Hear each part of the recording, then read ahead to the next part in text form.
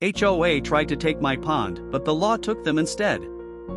I never thought the day would come when strangers in black SUVs would roll up to my land, look me in the eye, and tell me I couldn't fish in my own water. I built that pond with my own hands. I stocked it with fish. It was my peace, my freedom. But that day, it became a battlefield. The HOA showed up like an army. They wanted power, they wanted control. And when I stood my ground, they made one mistake too many. A mistake so big, it changed everything. Because the law didn't take me. The law took them. 30s ends on this suspense beat. Welcome, folks, to HOA Max Stories, where real homeowners like me share the battles we fight against HOA bullies. My name's Jack. I live out here in the country, on a little patch of land I call my heaven. I fish, I farm, and I fight when I have to. And today, I'm bringing you another story that will keep you on the edge of your seat. Now, before we dive in, do me a favor. If you're over 50 like me, hit that subscribe button the way you'd swat a mosquito on your porch. Trust me, it helps. And tell me in the comments, where are you watching from? I'd love to know if this story is reaching folks from Texas to Tennessee, or even further. I was sitting by the pond that morning, just me, my fishing pole, and the quiet sound of water. The sun was rising slow, painting the sky golden orange. Birds were singing in the trees. The world felt calm. My land, my rules, at least, that's what I believed. I cast my line out into the pond, watched the ripples move across the water, and for a moment, I thought life couldn't get any better. Then I heard it. Engines. At first I thought maybe it was a neighbor driving by, but no. This wasn't just one car. It was a group. I turned my head, and down the dirt road came two big black SUVs. They slowed near my fence, tires crunching on gravel. Behind them, a dark motorcycle. They didn't look like friendly visitors. The doors opened, and out stepped people in dark uniforms. Not police. Not sheriff. But HOA officers. Big letters across their jackets. They stood tall, arms folded, sunglasses on, like they owned the place. I stayed quiet, holding my fishing rod, but inside my chest, my heart started to pound. The leader walked closer. A woman. Short blonde hair. Cold face. She wore a black jacket over her pink shirt, looked like she came to war. She pointed straight at me. "You can't fish here," she said. I blinked. "Excuse me?" "This pond," she continued, "belongs to the HOA. Not you. You're violating the rules." I almost laughed. Almost. "This pond," I said slowly, "is on my land. I dug it. I filled it. I maintain it. You don't own a drop of this water." Her lips curled into a half smile, the kind you see on people who believe they're above you. "You can argue all you want," she said. "But from today, you don't fish here anymore. If you do, you'll regret it." Behind her, the officers spread out. Two leaned against the SUVs marked with big white letters, HOA. Another adjusted his belt like he was ready to draw a weapon, though I knew he had none. It was intimidation. Pure intimidation. I stayed calm. "You can't stop me from fishing," I said. "This is my pond. My right." The woman tilted her head. "You think the law will protect you? The law is us."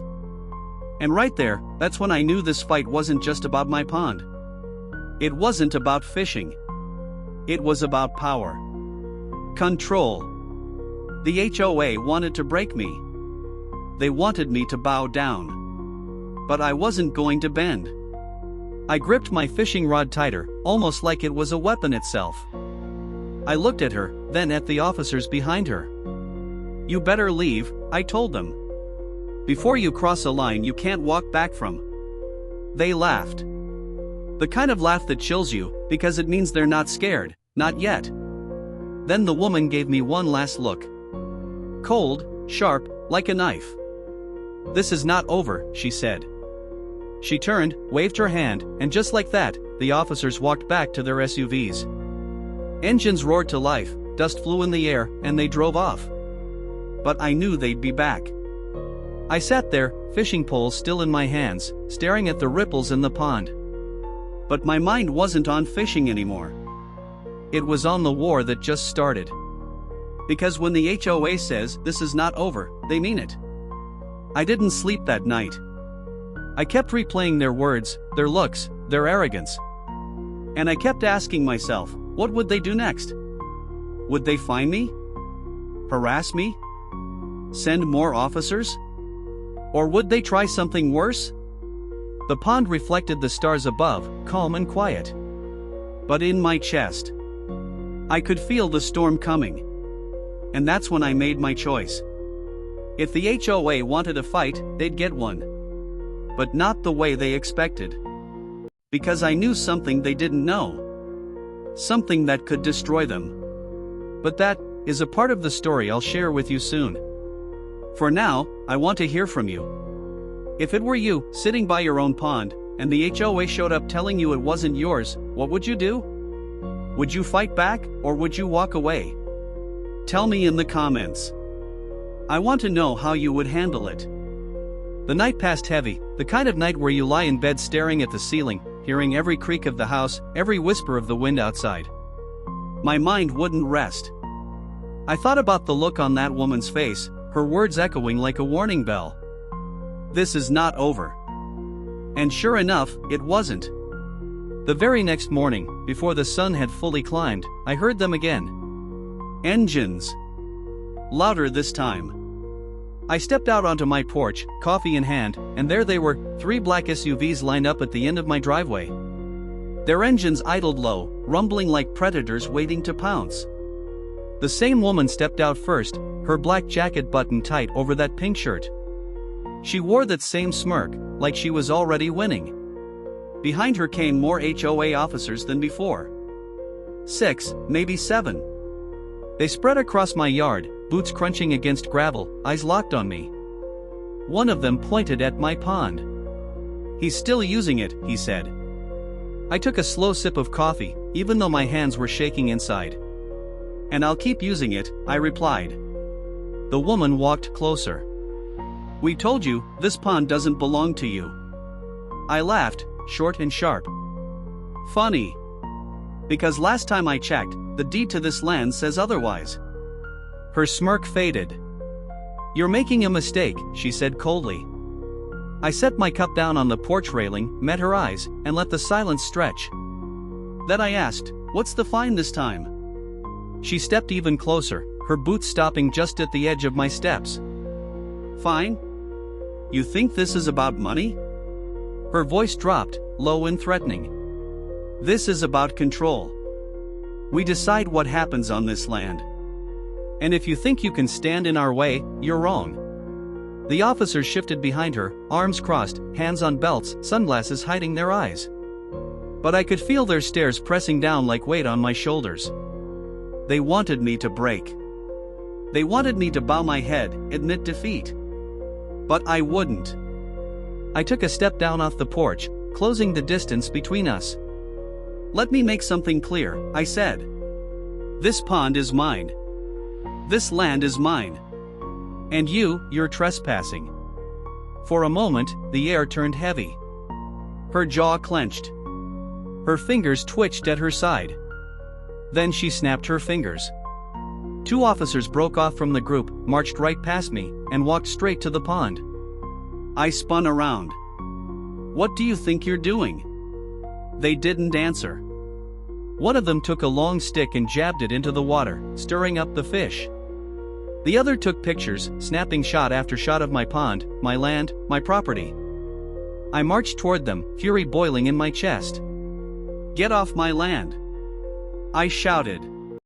That's when the woman's voice cut through the air. "Careful now, don't make this harder than it needs to be." I froze. Not because I was afraid of them, but because I realized something. They weren't here to find me. They weren't even here to scare me. They were building a case. Pictures. Notes. Records. They wanted to trap me in their rules, twist the law against me, until I had no choice but to surrender. And that's when my anger turned to something sharper. Something calmer. Because I knew, if they wanted to play law, then I would bring the real law. I turned back to the woman, stared her down, and said only one thing: leave. For a long moment, no one moved. Then she raised her hand, waved her officers back, and gave me a look that could freeze fire. "This isn't over," she repeated. Then, just like before, they filed back into their SUVs.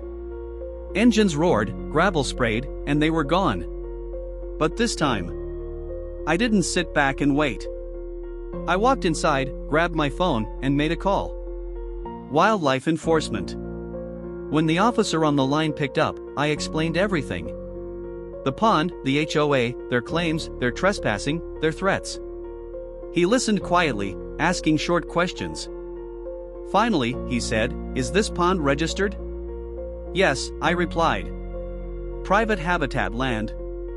I have the papers." There was a pause, then his voice changed, sharper, more serious. "If what you're saying is true, they're in violation of state law.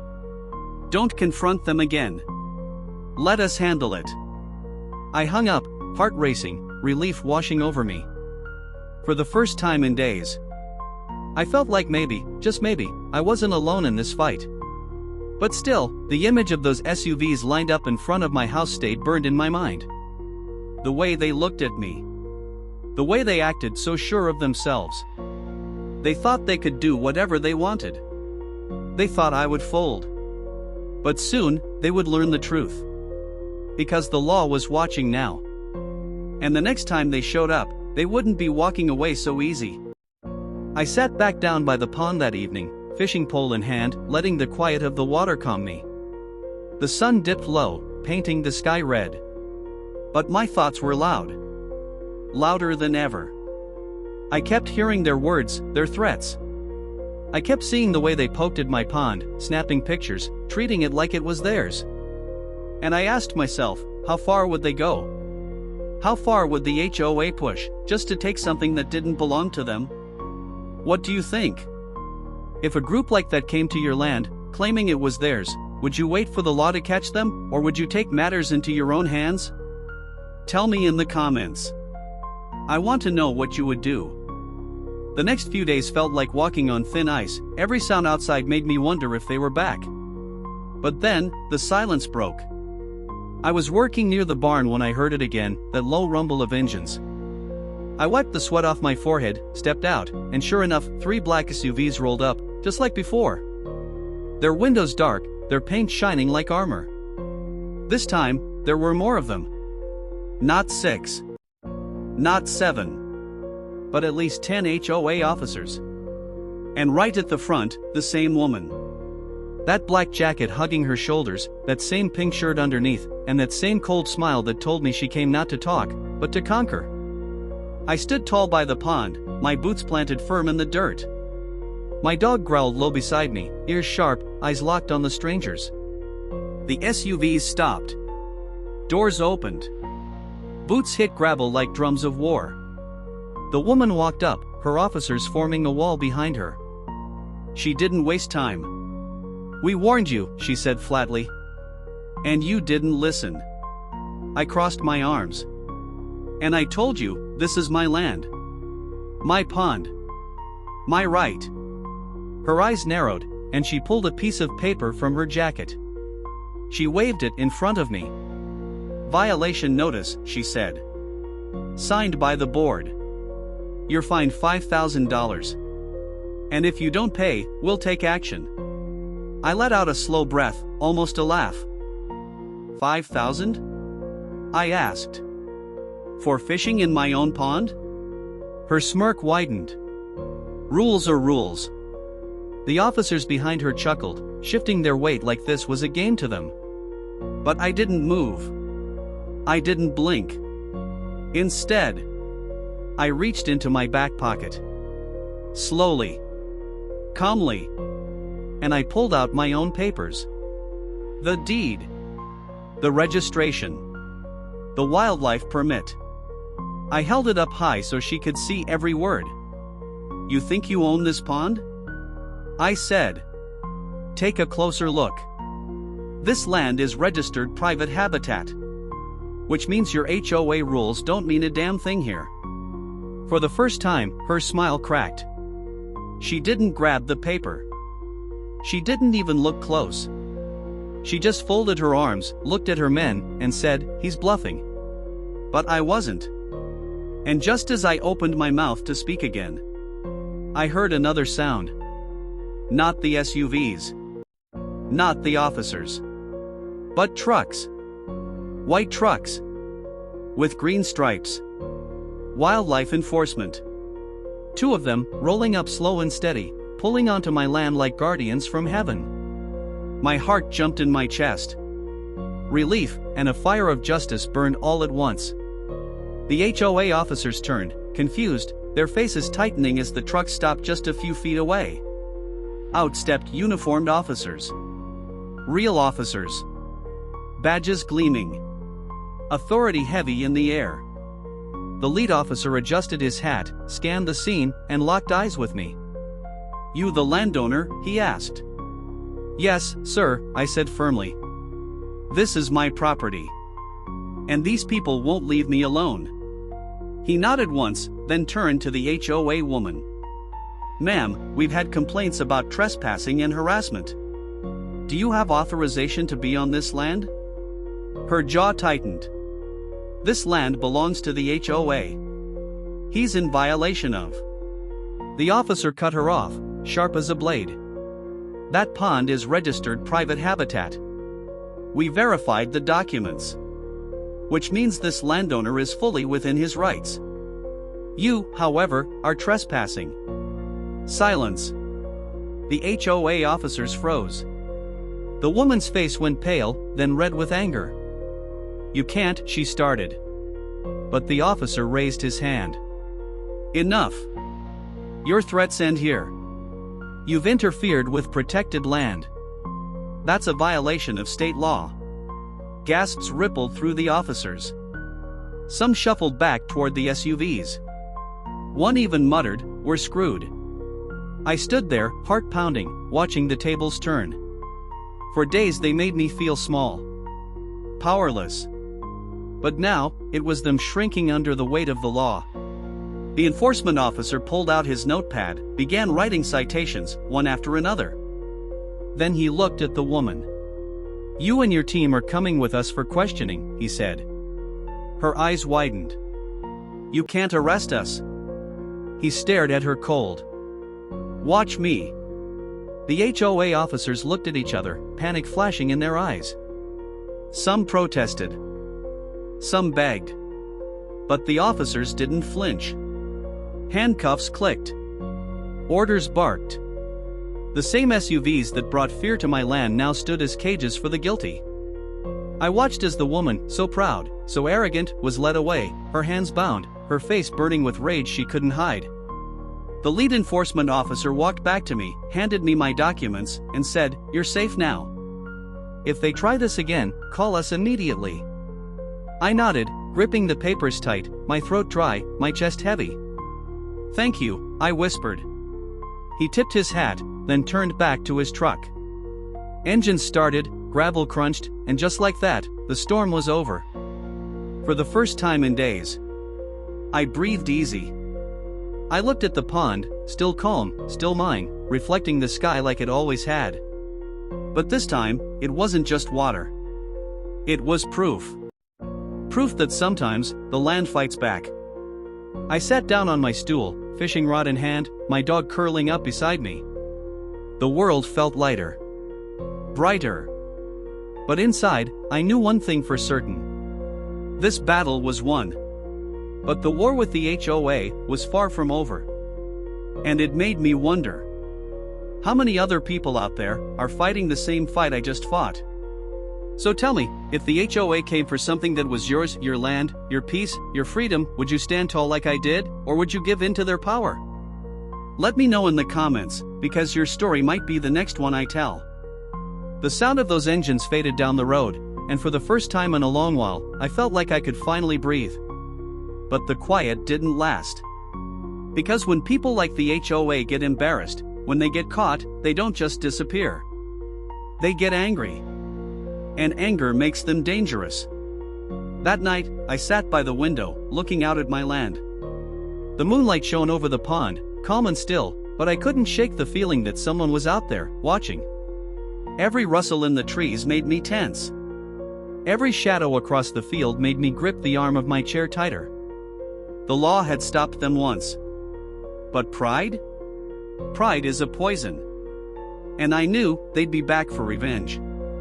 The very next morning, the proof came. I walked out to the pond, ready to fish, when I saw it. A sign.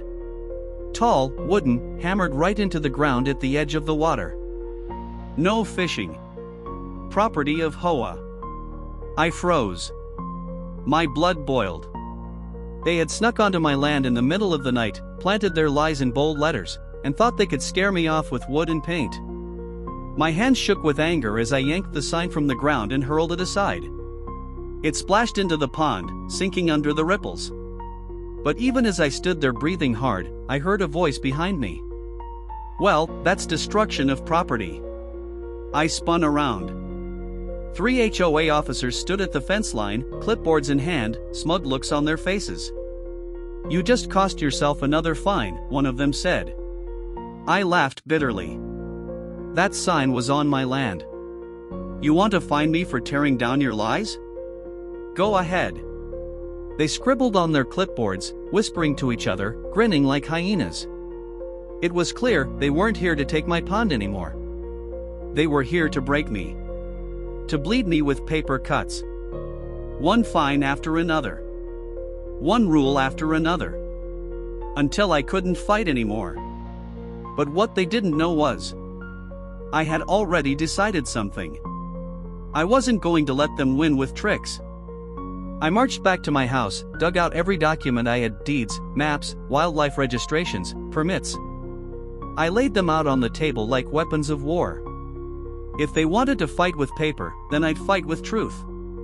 The next time they came, I'd be ready. And sure enough, it didn't take long. By noon, I heard it again. SUVs rolling up, gravel spitting under their tires. This time they didn't bring 10 officers. They brought 15. They lined up like soldiers, cameras flashing, clipboards ready, pens scratching fast across paper. One of them shouted, "He's trespassing on common land." Another called out, "Violation of HOA water code." It was chaos. A circus of lies. The woman in the black jacket stepped forward, smirking again.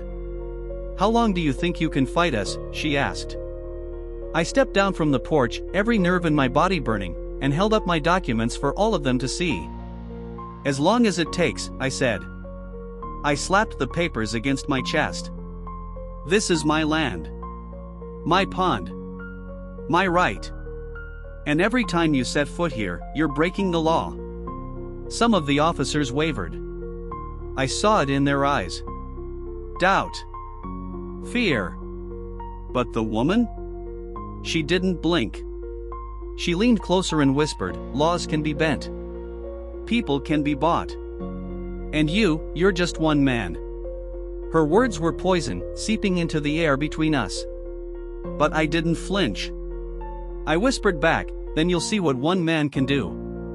The silence hung heavy. Then, like cowards, they turned. They piled back into their SUVs, engines roaring, gravel flying. And once again, I was left standing by the pond, heart pounding, sweat dripping down my neck. But this time, something felt different.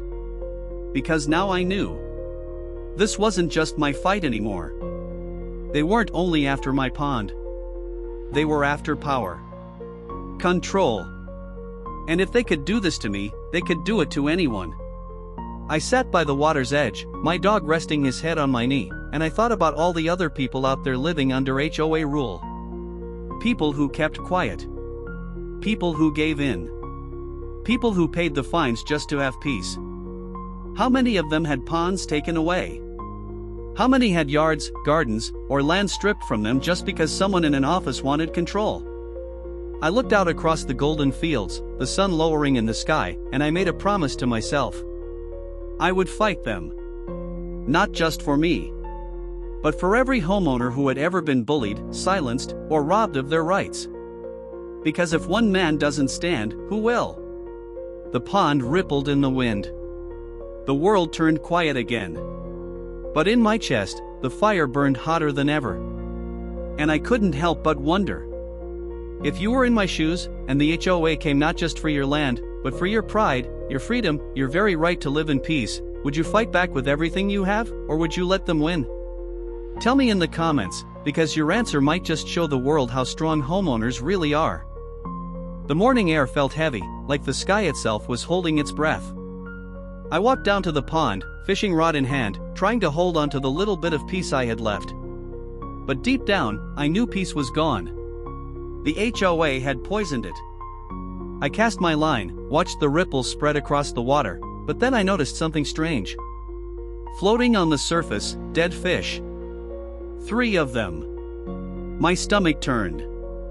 I pulled the line back in, dropped the rod, and knelt by the water. The fish weren't old. They weren't sick. They had been fine just yesterday. Which meant only one thing. Someone had done this. I scanned the edge of the pond, and that's when I saw it. A white powder scattered along the bank. Faint, but visible in the morning light. Poison. The HOA hadn't just tried to scare me. They hadn't just tried to find me. Now, they were trying to destroy what I loved most. My pond. My fish. My freedom. I clenched my fists so tight my nails dug into my palms. They wanted a war? They had one. I stormed back to the house, grabbed my phone, and called wildlife enforcement again. My voice shook as I explained what I'd found: the powder, the dead fish, the signs of sabotage. The officer on the other end didn't hesitate. "Do not touch anything," he said. "We'll be there immediately." Within an hour, 2 trucks rolled up. The officers inspected the pond, took samples of the powder, bagged the dead fish. Their faces hardened as they worked. "This isn't just harassment anymore," one of them told me. "This is a crime. A crime." The word echoed in my head like thunder. And then he said something else that hit even harder: if this is traced back to the HOA, they could lose everything. Everything.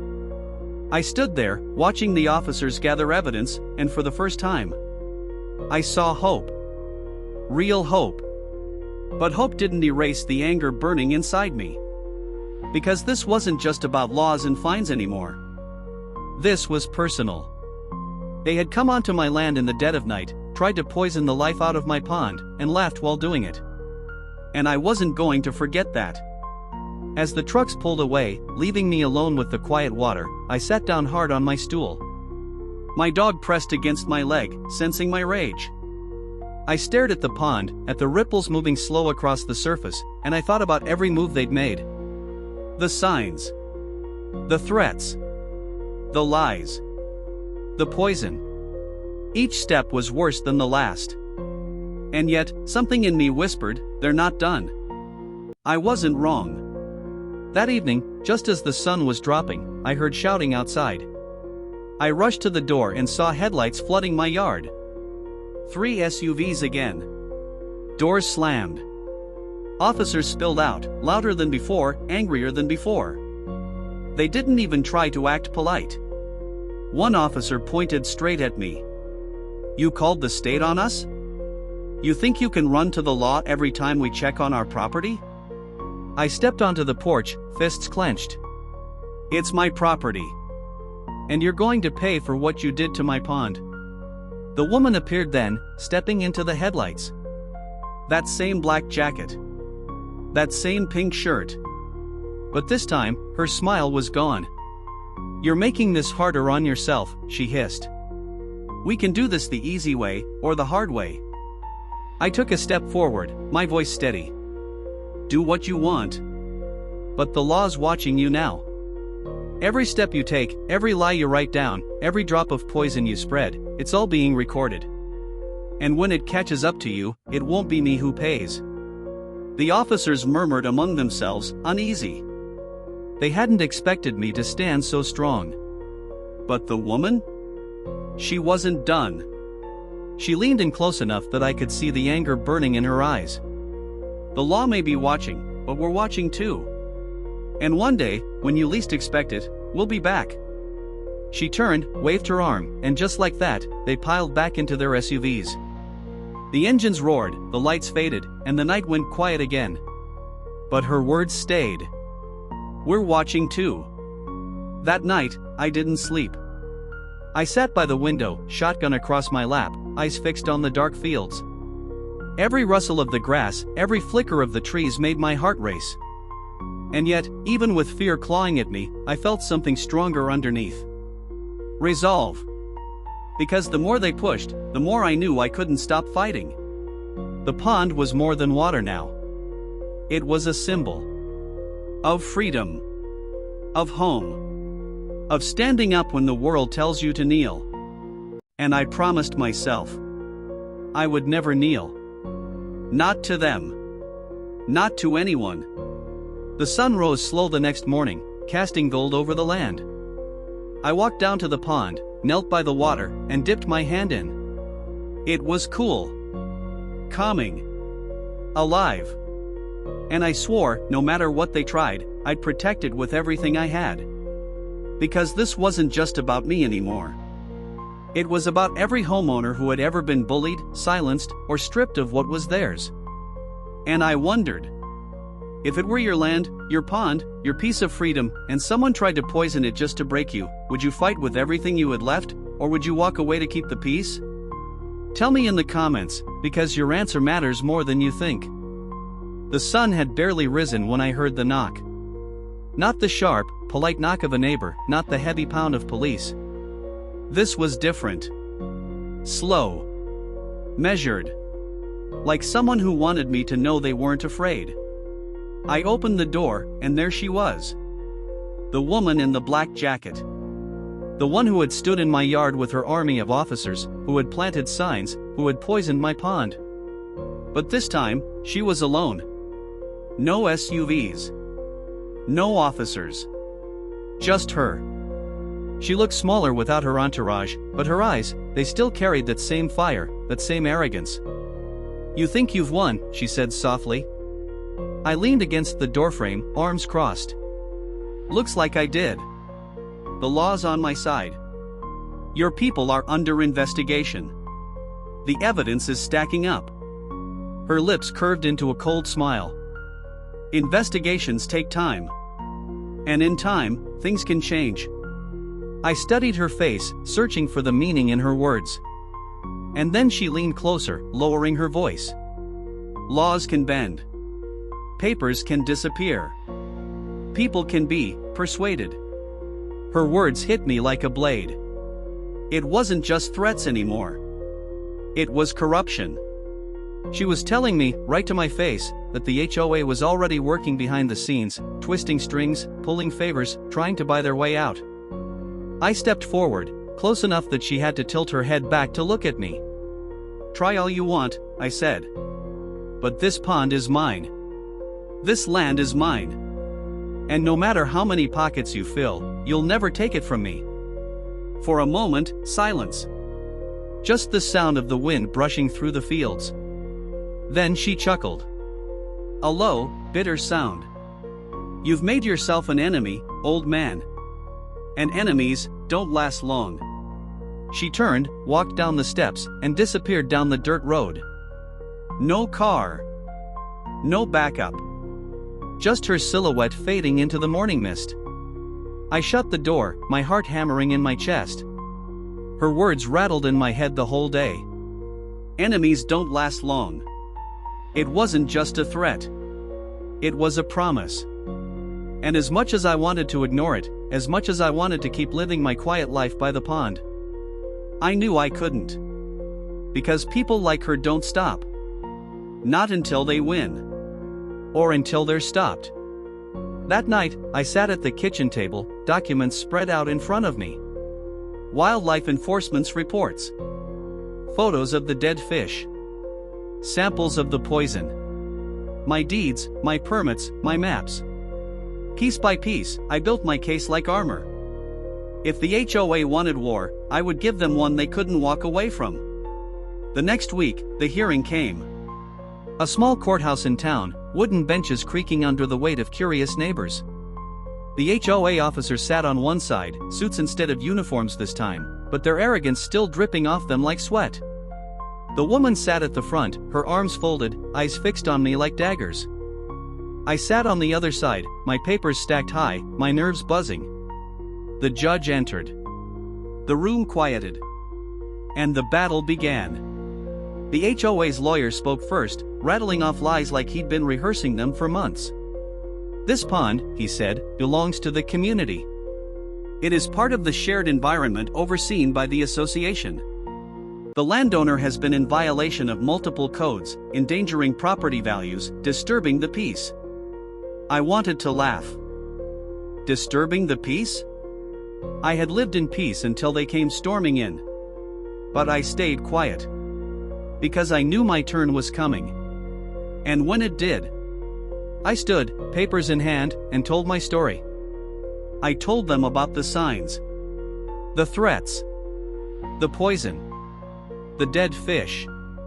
I held up the wildlife permit, the deeds, the photos. I told them how I had built the pond with my own hands, how I had stocked it, cared for it, loved it. This pond, I said, my voice steady, isn't just water. It's part of my home. My life. And the HOA has no right to take it from me. The room was silent. Even the judge leaned forward, eyes narrowing as he studied the papers, the evidence, the truth. And then, the officer from Wildlife Enforcement stepped in. He raised his hand, swore his oath, and testified. He spoke of the poison, the samples, the violations. He confirmed everything I had said. And when he finished, the weight shifted. I could feel it. The neighbors watching. The officers sweating. Even the woman's smirk slipping away. The judge set his papers down, looked at both sides, and said the words I had been waiting to hear. This pond is the private property of the landowner. The HOA has no claim, no right, and no authority here. Furthermore, evidence of criminal trespass and environmental violation will be forwarded for prosecution. It was done. The gavel hit. The case closed. The HOA's lawyer's face went pale. The officers muttered. The woman? She just sat there, frozen, her fists clenched so tight her knuckles turned white. I walked out of that courthouse with my head high, papers in hand, heart lighter than it had been in months. But even as the sun warmed my face, even as neighbors patted me on the back and whispered good job, one thought haunted me. She wasn't finished. People like her never are. And as I walked back toward my truck, I saw her watching me from across the lot, her eyes burning with hate. She didn't need to speak. I already knew what she was thinking. This wasn't the end. This was only the beginning. And it left me wondering. If you were me, and you had just beaten the HOA in court, exposed their crimes, watched them crumble in front of everyone, but you knew in your gut they weren't done yet, would you finally rest easy, or would you prepare for the storm you know is still coming? Tell me in the comments, because that choice is one every fighter has to make. The courthouse victory felt sweet, but deep down, I knew better than to think the war was over. Because people like her, people who build their power on fear and pride, don't accept defeat. They come back. Harder. Dirtier. And I didn't have to wait long to see it. It was a week after the ruling. I was back to my routine, sitting by the pond, rod in hand, breathing in the peace I had fought so hard to keep. The water shimmered in the morning sun, my dog stretched out beside me, the world quiet once again. But then, I heard it. Engines. Not 2. Not 3. 5. 5 black SUVs, rolling down my dirt road like a convoy of shadows. Their tires churned up clouds of dust, their grills glinting in the light like teeth. I stood slowly, rod slipping from my hand, heart pounding in my chest. Doors opened. And there they were, more HOA officers than I had ever seen before. At least 20 of them. And in the middle of it all, her. That same black jacket. That same pink shirt. That same smirk, even now, even after losing in court. She stepped forward, voice sharp as steel. You think a judge can protect you? You think a piece of paper changes anything? This land, this pond, will never be yours. The officers fanned out, spreading across my yard, their boots thudding like drums of war. Some carried clipboards, others cameras, but their eyes burned with the hunger to destroy.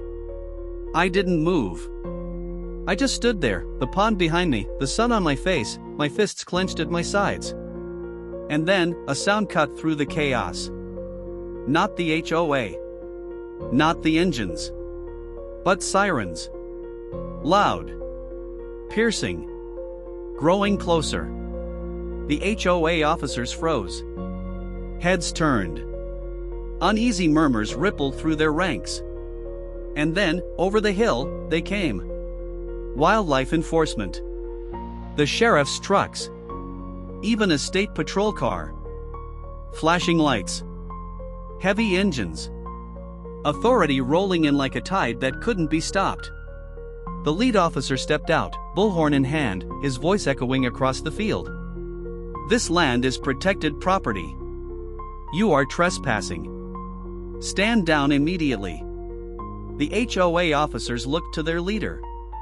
She stood stiff, her jaw tight, her smirk fading. But she didn't back down.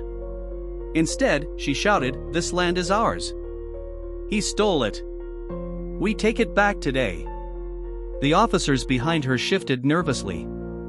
Some stepped back. Some lowered their clipboards. The bravado was cracking. The sheriff stepped forward, hand on his holster. Last warning. Leave now, or face arrest. For a moment, silence. Just the sound of the wind rustling the grass, the water lapping gently against the pond's edge. And then, chaos. The HOA officers surged forward, shouting, waving papers, trying to storm past the line. But the law met them head-on.